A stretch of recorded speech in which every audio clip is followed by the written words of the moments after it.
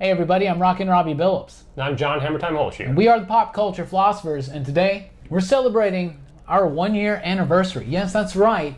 Not us, the show. Yes. Yeah. But even if it was us. Anyway, seriously, we started Pop Culture Philosophers a year ago, and we have actually had a lot of fun. Shared some experiences with a lot of cool people on the show, on the videos, and reached out to a lot of you guys out there, especially at like the comic book expo that we had that Jeremy Long put on. I really appreciate that.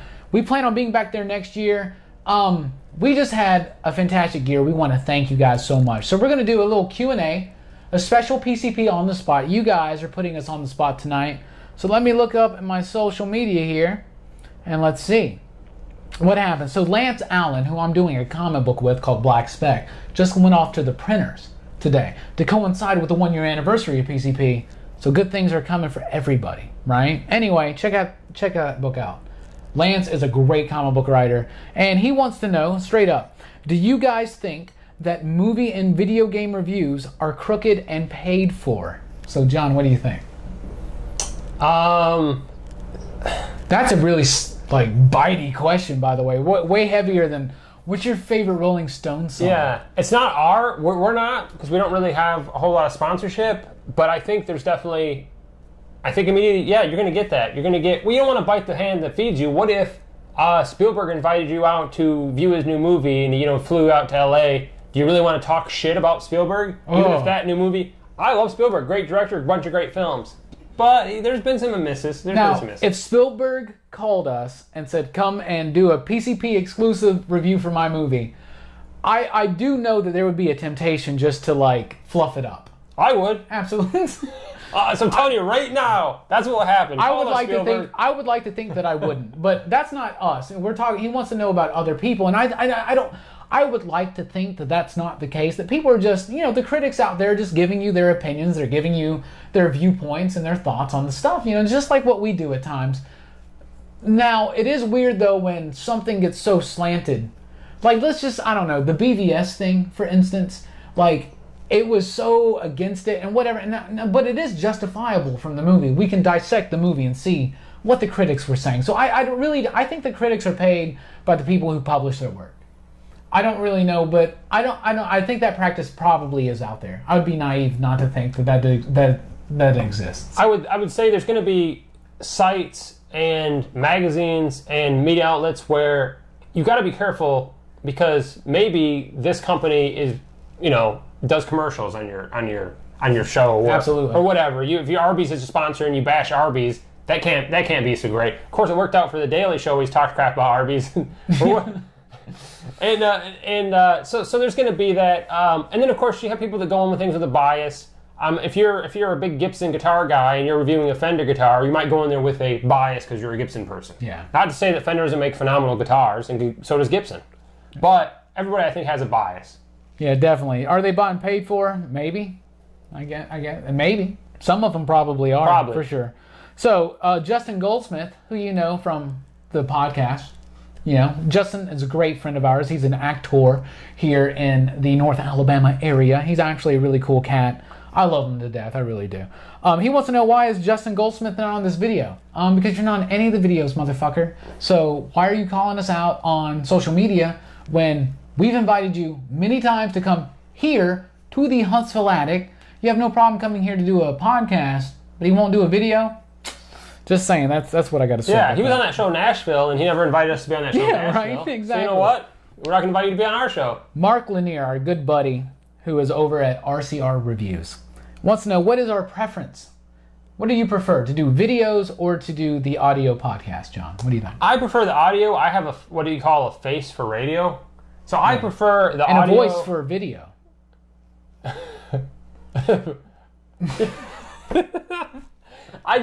I'm not a photogenic person. I don't like being on camera. Robbie's kind of pushed me into doing these videos, and I do enjoy them. Yeah. I have a lot of fun, but I prefer the audio.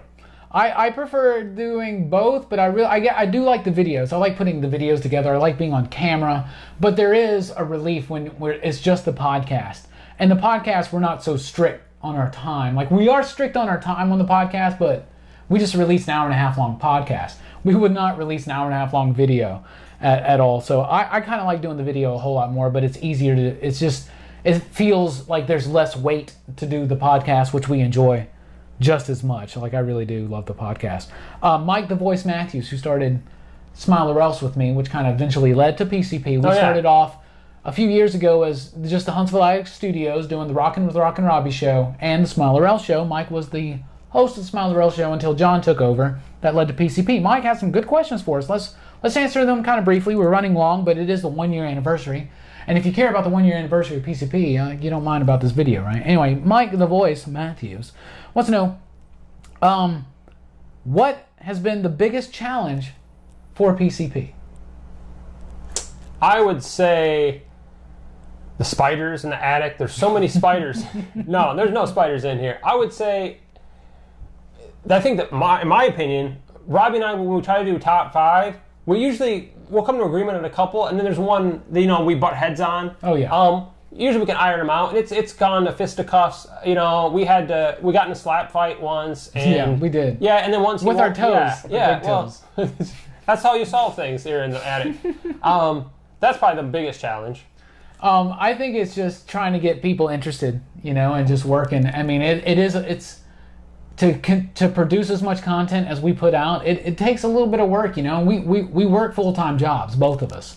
We're pretty important people outside of this. Yeah, well, I'm just joking. But no, we're busy people, and it's hard to find the time to do all this stuff, but we love it so much that we sacrifice, just hanging around eating nachos and reading comic books to do this. But no, it's super fun. The most challenging thing is just to get the word out there. But you guys are helping with that like a lot, no lie. He also asked, what is your personal favorite blog or video that you have done? John, what do you say? Whew. I mean, first off, the Joker video springs to mind because that's been our biggest hit. We're about to hit 10,000 views on that. Thank you guys so much. If you're in from that video, we were not expecting that video to blow up, but we hope you like it, and I hope it comes true because then it will get more views in the future. So that video kind of stands out. I really enjoy doing super mythology. When we first started PCP, I thought I would be doing a lot more super mythology, but then we got into doing the movie reviews. The PCP movie nights are always fun to do. We haven't done those a lot because it's just, I don't know, there's a lot of people together. It's kind of hard to corral it nowadays with everybody's schedule, but we want to get a bunch of those guys back on the videos very soon. But I really like the super mythology because to me, it's like pop culture, what we can learn from pop culture, that's kind of what started PCP, and I really like doing super mythology stuff. Even though there's only been a few, if you haven't checked any of them out, I urge you to because they're my favorite. What about you, John? None of mine, per se. You have a lot more content or provide more content. I would say super mythology are phenomenal videos. Oh, well, thank you. They're great videos. And I'm not just saying that because they're associated with the show and I'm on the show, but they're great videos. I appreciate that. Yeah, I have fun doing the movie nights too, and doing the top 5s are really fun as well. Let's see here. What's a behind-the-scenes secret that your average viewer would not know or would find interesting? Behind the scenes, how many of our early videos we are completely just trashed and tanked in? Absolutely. And a lot of the fun stuff that you don't hear on the podcast.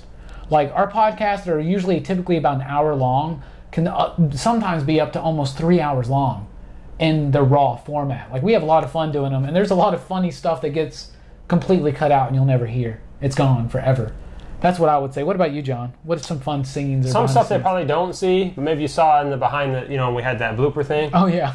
Creamsicle likes to interfere with the videos. The cats. Either playing with the cords or getting up here, so you don't see the cats. Robbie has 84 cats.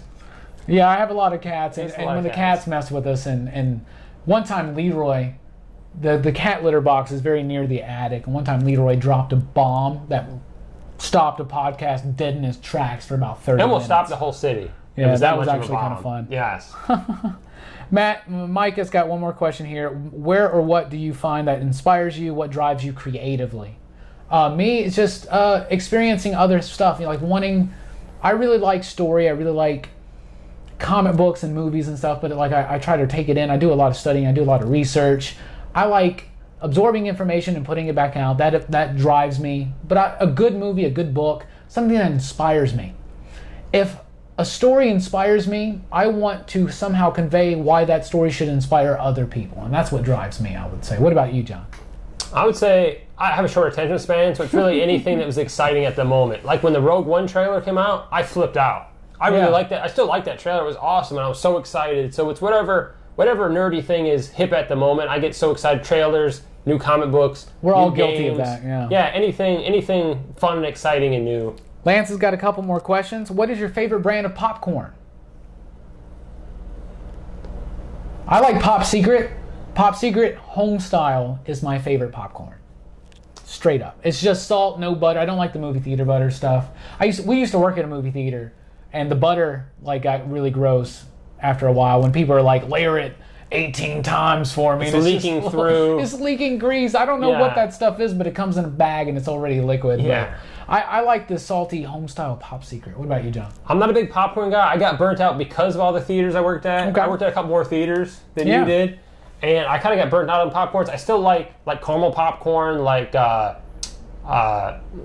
Jacks. And Crunch and Munch, Poppycock. What a bunch of poppycock. Yeah, please, so those kind of things, because they have the nuts and the caramel and stuff like that. But regular popcorn, seldom to eat it. I kind of got burnt out. And when I smell it, even it does remind me of my youth, I guess, working at the theater. But Lance also asks, and he says, this is a very serious, upright question, no bullshit answers. He goes, how much wood would a woodchuck chuck if a woodchuck could chuck wood? I would say 4 cubic yards. I would say as much wood as a woodchuck would chuck if a woodchuck could chuck wood. And our final question comes from our buddy Dashing Drew Matson. He wants to know, why in the hell would you name your show after a drug? You know what it does to people, to the children, PCP? Well, Pop Culture Philosophers came first, and we just realized it kind of happened to correspond to PCP, and we thought that was funny. And we've kind of adopted Friday and Smokey on PCP in Debo's, was it pigeon or chicken coop? It was a pigeon coop, wasn't it? It was a pigeon coop. Yeah, he's kind of our mascot right now. So we're PCP. Thank you for joining the PCP Army. I, of course, really appreciate everything. So does John, right? Oh, yeah, man. I appreciate people tuning in. I appreciate the questions. I appreciate people listening to the podcast. I have a lot of fun doing it. Yeah, please check out the podcast, iTunes, Android, popculturephilosophers.com. Please do subscribe, and we want to thank you guys for everything. We'll be back next year for another one of these fun things. Give us more questions. Keep giving us questions for on the spots, suggestions for top 5s. We got a whole lot more videos coming soon, including a new show called PCP Conversations, where it's 2 guys from PCP having a conversation. Sounds thrilling, doesn't it? I appreciate everything, so does John. We all appreciate everything. So do the cats. I'm Rockin' Robbie Billups. And I'm John Hammertime Holshoe. And you are the PCP Army. Thanks for joining up. We'll catch you next time.